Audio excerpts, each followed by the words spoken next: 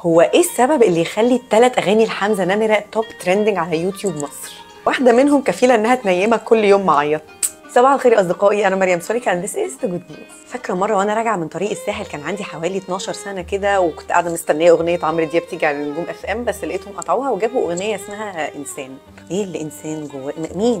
كانت تقريبا اول مره ليا في ال 12 سنه الصغننين اللي عشتهم دول اسمع فنان بيغني عن حاجه غير الحب والفراق، حاجتين انا اساسا ما كنتش بريليت ليهم وانا عندي 12 سنه، بس كنت بضطر اسمعهم عشان دي الحاجات اللي موجوده. وهي دي الزتونه. من اعظم اسباب نجاح حمزه نمره ان هو ما غناش لحاله واحده، غنى لسبيكتر من المشاعر اللي كل انسان بيمر بيها من طفولته لحد الصبا لحد ما بيعجز. اتكلم عن الحلم، اتكلم عن الوحده، اتكلم عن الصحاب، اتكلم عن علاقه الواحد بمامته. وسبحان الله كل ما بكبر كل ما الليفل بتاعي ان انا بريليت للاغنيه بيعلى، مش قادره احدد دي حاجه حلوه ولا حاجه وحشه. وطبقا للانترفيو بتاعه في بودكاست 8 حمزه قال ان السبب ده ما كانش سبب نجاحه في الاول، بالعكس ده كان سبب بيعجزه وبيخلي المنتجين مش بتشجعه ان هو بيقدم شيء مختلف جدا عن اللي موجود واللي بينجح وقتها.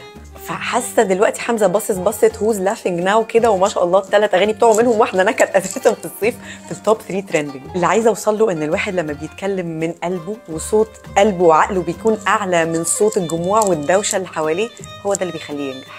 فايند يور فويس، اوجدوا صوتكم ومن هنا انطلقوا. شكرا.